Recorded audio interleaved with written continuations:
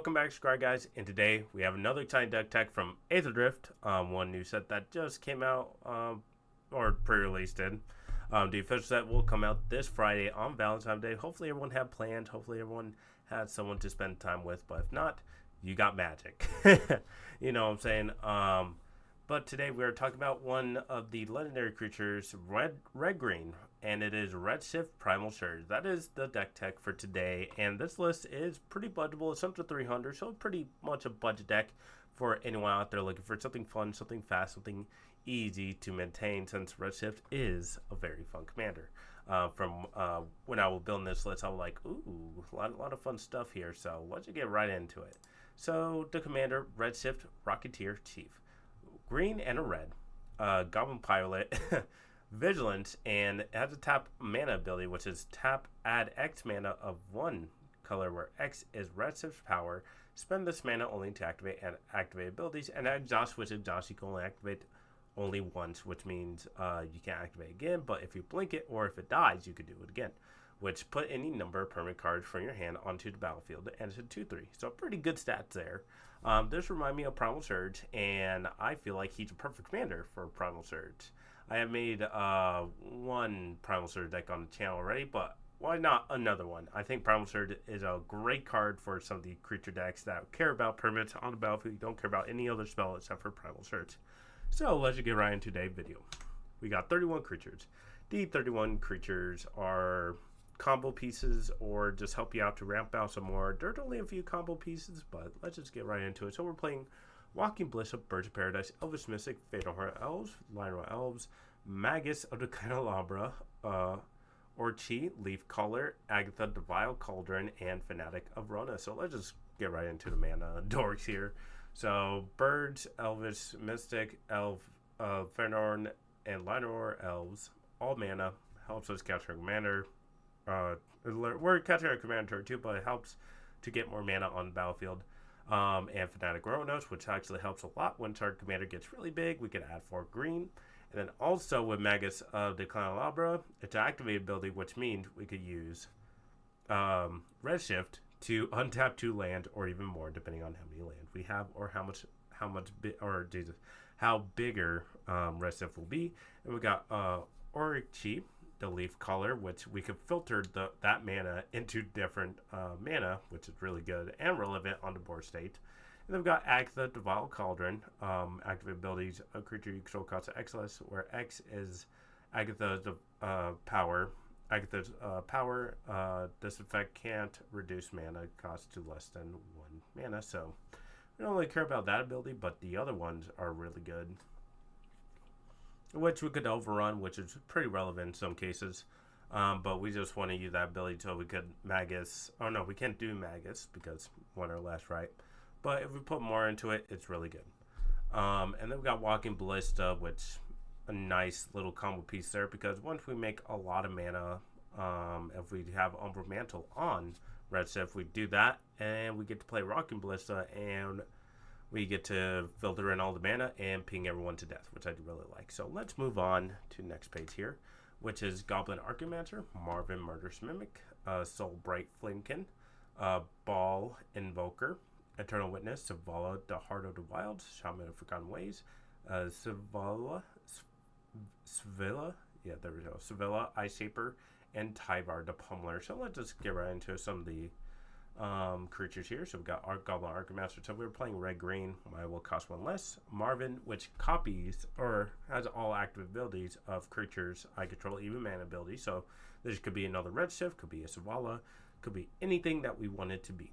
And we got Soulbright Flamekin, which target creature gain trample till the end turn. If this is the 3rd time that ability has resolved, add 8 red mana to your pool, which is insanely good. So all we need is 6 mana, and we get 8 red. Seems pretty good, right? And we're also playing Ball's Invoker, which is another win con piece, which deal 4 damage to each opponent, which is really nice finisher there. And then we've got Eternal Witch for a recursion. And we've got Savala, Heart of Wild, which adds mana, and then the other ability, we draw a card if a creature is greater power than each other creature on the battlefield. Draw a card, but we only care about the mana ability, which we can filter. We can make green on Redshift, and then activate Savala and add how much mana we have, you know. depending on the highest creature we control. We got Shaman of Forgotten Ways, which adds 2 combination to only cast creature spells, but it also has Formidable, which is 11 mana. Each player's life total becomes the number of creatures he or she controls' activated ability if a creature you control have power 8 or greater, which is really good for the list here. So we just another way to win the game, which is get everyone low depending on what decks they're playing. If they're playing like a control deck, they'll most likely have 2 or 3 creature, which their life total will turn to 3, and we get to swing at them with the big trampling creatures. And we got Ice Shaper, which creates mana artifacts, and also we could look at the top 4 cards of the library. You may cast a spell among them without paying mana cost, and then put the rest on bottom of the library in a random order, which is pretty good. I think we're only activating the last ability, but we can also activate the top ability also, so don't forget about that. And we're playing Tarvar the Pummeler, which is tap on top creature, Tarvar Pummeler, get in a circle and tap it, and then we only care about the overrun ability, which creature you control get plus X, where X is the greatest power among creature you control, which helps Redshift to get really big, and we can untap it and make more activation mana. So let's move on. We're also playing Beast Whisperer during Courage, Forgot to Agent, Halana and Alana. Partners, Kona, Rescue Beasties, Ragadraga, Gortus Boss, Gorguts Boss, Teamer Sabretooth, Vornclex, and Disciple of Freyles.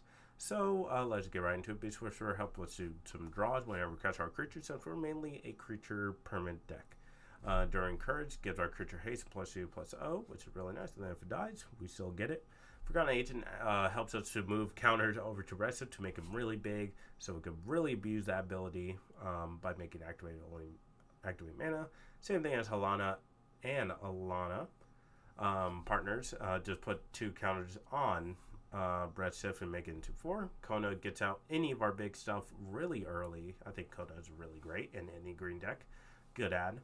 And then we got a Ragadraga, Gorguts Boss, which gives Redshift +2/+2. And then whenever a creature you control with mana ability attacks, untap it. And then whenever you cast a spell, if it at least 7 or mana spent to cast it, untap target creature, get +7/+7, and gain trample in turn, which is really strong for Redshift. So I think that's really powerful.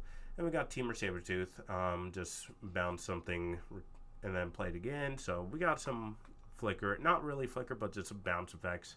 And we got Vornclex, which ETBs, search life for 2/4 cards, put them into your hand and stuff for your library. Then the other side we really care about, because the other side's Saga, so we get to mill 10, return 2 or I believe 1 creature, and then it's overrun ability on the end, but really want to activate it just to mill. Then we got Disciple of Freyles, which is also land on the other side. So we are playing 36 lands in this list, including Freyles. But when it ETBs, you may sacrifice another creature. If you do, you gain X life, and then draw X card where X is the power of that creature. So we could sacrifice Freyles, draw 3, and gain 3. Or we could sacrifice any other creature that are really huge and big.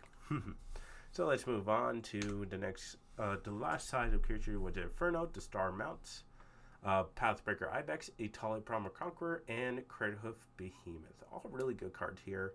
So Inferno, Dispel can't be countered, which is very important in some matchups. And Flying Hates 1 red. Inferno Star gets +1/+0 till the end turn. When its power becomes 20 this way, deal 20 damage to any target, which is sometimes kill player. And deal 20, then swing 20, or 26, which is sometimes what you want to do. And then we got Pathbreaker Ibex, which Pathbreaker Ibex is a very powerful card itself. When it gains haste, you get a swing, and all your creatures get really big and massive. So I think it's really good with Redshift. Even without a killing blow, we get to swing, and all creatures get +7/+7, and Redshift becomes a 9/10, which is very important. And then Etali, everyone knows Etali. We only care about the ETB exile until you hit a non-land card, and then you may cast them. So it's really good. Then we got Craterhoof Behemoth, which is just an end-all game card there. Basically, when you play this card, you're basically just going to kill everyone. So let's move on to the one sorcery we are playing, which is Primal Surge. Exile top card of the library. If it's a permanent card, you may put it on the battlefield. If you do, repeat this process. So very powerful. You just go through your whole deck and probably win there because all your creatures will have haste and you have infinite amount of damage, which I love. So let's move on to the 15 artifacts. And that is the build around card with Redshift. And Redshift, you also have that ability if you draw your whole deck also, which you definitely can. 15 artifacts. So the 15 artifacts are Colossal Hammer, Soul Ring, Arcane Signet, Belt of the Giant Strength, Black Blade Reforged, Mage Right Stone, Sting the Glistening Dagger, Talisman Impulse, and Diviner's Wand. So all the cards are very important. So we got Colossal Hammer, which is 1 mana, creature get +1/+10, Legion Flying, but it's 8 mana to equip, which Redshift could lower that. And it could become a 12/13 immediately once we get enough mana to equip, which I think is very powerful. And then we got Soul Ring, Arcane Signet, mana, and Talisman, also just mana artifacts, mana dorks, you know. Then we got Belt of the Giant Strength. Creature at a base power 10/10, and then equip is 10, and this ability costs X less activate, where X is the power of the creature it targets. So pretty good, right? And then we're playing Black Blade Reforge. Equip creature get +1/+1 for each land you control, which is really good. And then equip legendary creature 3, and then equip it 7. So we only care about equipping it to Redshift and making a lot of mana. And then we got Mage Right Stone. 1 colorless untapped target creature that has an activated ability with a tap in its cost, which is super good for the list, right? Because we're tapping a lot of mana dorks and gaining value. Then we got Sting the Glistening Dagger. A quick creature get +1/+1 and has haste. At being in combat, untap a quick creature, and then a quick creature had first strike as long as it is blocking or blocked by Goblin or Orc, and it's equipped too. So pretty nice here. We get to abuse some of the untap here. And then we're playing Diviner's Wand, which a creature have. Whenever you draw a card, this creature get +1/+1, gain flying until the end turn. And for 4, draw a card, which is pretty good. And then also, whenever a wizard comes into play, you may attach Diviner's Wand to it, and it's equipped 3. So whenever we draw a card, we get to make Redshift really big and large. And let's talk about the last bit here. Oh, that's one card I didn't put in here. Staff Domination. I think I took that one out because that one just too many stuff in here. But I definitely want to put at least a couple combos in here. Not too many. Totally forgot to take out Colossal Hammer. That is totally my bad. I always go through these and I only make sure that there's no more copies in here. But no more Colossal Hammer. Let's just dive right into the last bit here. With a 1,000-year elixir, you may activate abilities of creature you control as though they had haste, and then we can untap creature with it. So we can activate Redshift immediately when this is out, or any of our other creatures that can tap, like Symbala. So pretty powerful there. And we got Umbra Mantle, which is a combo piece with Redshift. We basically make infinite mana for activate abilities, red and green, and hopefully we can funnel that mana into something else. But yeah, we got Door's Dorn.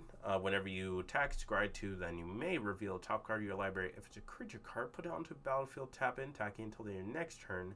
It gains trample if you control a dwarf, and Hexproof if you control an elf. So we don't really care about the last two, we just want to go through and find a creature, tap in, attacking. Then we got Symbol of the Inner Sun, which spells you control can't counter, then by getting your end step, you discover 5, so basically Cascade for 5 or less. And then we've got Skull Spore Nexus. This card very interesting. I think I only care about the last ability, but whenever 1 or more non-creature you control dies, create a green fungus dinosaur creature token with base power toughness equal to the total power of those creatures. And then the last ability is 2, and then tap the Skull Spore Nexus. Double target creature's power till the end turn, so which is important for Redshift. We want to definitely make him big, so we can abuse the ability. Let's move on to the 17 enchantments here, which is Helix Pinnacle, Rancor, Wall Growth of the Beanstalk, Aggravated Assault, Court of the Garenbrig, Elemental Bond, Fight Rigging, and Garkshop Rising. So here's one to win con, which is Helix Pinnacle. If we have this out and we get to make infinite activate ability, we just put it all into Helix Pinnacle and just pass turn. Can't be destroyed because Hatch Shroud, the only way to get around it and destroy all the enchantments, but who really plays destroy all enchantments? I don't think anyone really does, but we normally just win on our upkeep. And then we'll get playing Rancor, which makes Redshift bigger.